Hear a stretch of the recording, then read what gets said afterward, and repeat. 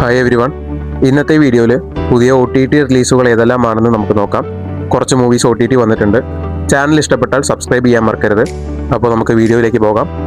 ആദ്യമായി ഷൈനികം പ്രധാന കഥാപാത്രമായി വന്ന ബൾട്ടി എന്ന മൂവിയാണ്. ഇതൊരു സ്പോർട്സ് ആക്ഷൻ മൂവിയാണ്. എനിക്ക് വളരെയധികം പേഴ്സണലി ഇഷ്ടപ്പെട്ടൊരു മൂവിയാണ് ബൾട്ടി എന്ന് പറയുന്നത്. കുറേ കാലം ഇത് OTT ഇറങ്ങാതെ വെയിറ്റിംഗിലായിരുന്നു. ഇപ്പോൾ സോണി ലൈവിൽ ജൂലൈ 10 ബൾട്ടി സ്ട്രീമിംഗ് ആരംഭിക്കും. തീർച്ചയായും കണ്ടിരിക്കേണ്ട മൂവിയാണ്. അടുത്തതായി ഡോസ് എന്ന് പറയുന്ന ഒരു മൂവിയാണ്. സിജു വിൽസൺ പ്രധാന കഥാപാത്രമായി വരുന്ന മൂവിയാണ് ഡോസ്. മെഡിക്കൽ ക്രൈം ത്രില്ലർ മൂവിയാണിത്. ഇത് ആമസോൺ പ്രൈമിൽ അധികം വൈകാതെ തന്നെ സ്ട്രീമിംഗ് ആരംഭിക്കുന്നതാണ്.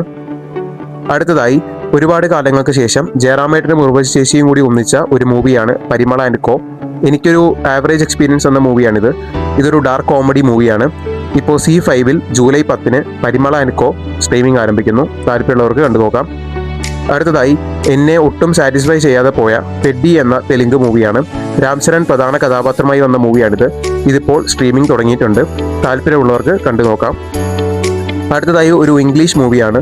മർഡർ 101 എന്നാണ് മൂവിയുടെ പേര്. ഇതൊരു ക്രൈം ഡോക്യുമെൻ്ററി സീരീസ് ആണ്. ഇത് ആമസോൺ പ്രൈമിൽ ജൂലൈ 13 സ്ട്രീമിംഗ് ആരംഭിക്കും. അടുത്തതായി ഇക്ക എന്ന് പറയുന്ന ഹിന്ദി കോർട്ട് റൂം ഡ്രാമ മൂവിയാണ്. ഇത് നെറ്റ്ഫ്ലിക്സിൽ ജൂലൈ 10 സ്ട്രീമിംഗ് ആരംഭിക്കും. അക്ഷയ് കന്യയൊക്കെ പ്രധാന കഥാപാത്രമായി വന്ന മൂവിയാണ് ഇക്ക എന്ന് പറയുന്നത്. അടുത്തതായി മറുവശം എന്ന മൂവിയാണ്. പേഴ്സണലി ഞാൻ ഈ മൂവി കണ്ടിട്ടില്ല. താല്പര്യമുള്ളവർക്ക് കണ്ടു നോക്കാം. ഇതൊരു ക്രൈം ഡ്രാമ മൂവിയാണ്. മനോരമ മാക്സിൽ മറുവശം സ്ട്രീമിംഗ് ആരംഭിച്ചിട്ടുണ്ട്. അടുത്തതായി നിധിയും ഭൂതവും എന്ന മൂവിയാണ്. റാഫി DQ ഒക്കെ പ്രധാന കഥാപാത്രമായി വന്ന മൂവിയാണ് നിധിയും ഭൂതവും. ഞാൻ പേഴ്സണലി ഇത് കണ്ടിട്ടില്ല. ഇതൊരു ഹൊറർ കോമഡി മൂവിയാണ്. മനോരമ മാക്സിൽ ഇപ്പോൾ സ്ട്രീമിംഗ് തുടങ്ങിയിട്ടുണ്ട്. താല്പര്യമുള്ളവർക്ക് കണ്ടു നോക്കാം. അടുത്തതായി പതി പത്നി എന്ന റൊമാൻറ്റിക് കോമഡി ഹിന്ദി മൂവിയാണ്. ഇത് ജൂലൈ 11 നെറ്റ്ഫ്ലിക്സിൽ സ്ട്രീമിംഗ് ആരംഭിക്കുന്നു. അടുത്തതായി ഗവർണർ എന്ന മൂവിയാണ്. ഇതൊരു ഹിസ്റ്റോറിക്കൽ പൊളിറ്റിക്കൽ ത്രില്ലർ മൂവിയാണ്. ഇത് ആമസോൺ പ്രൈമിൽ അധികം വൈകാതെ തന്നെ സ്ട്രീമിംഗ് ആരംഭിക്കുന്നു. അടുത്തതായി നൂറുസ്വാമി എന്ന തമിഴ് മൂവിയാണ്. സ്വാസിക പ്രധാന കഥാപാത്രമായി വന്ന ഒരു മൂവിയാണ് നൂറുസ്വാമി. അതിൽ വിജയ് ആന്റണിയും പ്രധാന കഥാപാത്രമായിട്ടുണ്ട്.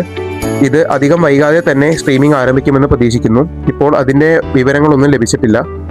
അടുത്തതായി ബാലൻ എന്ന് പറഞ്ഞ മൂവിയാണ്. ഇപ്പോഴും തിയേറ്ററുകളിൽ നിറഞ്ഞ സദസ്സോടുകൂടി ഓടിക്കൊണ്ടിരിക്കുന്ന മൂവിയാണ് ബാലൻ.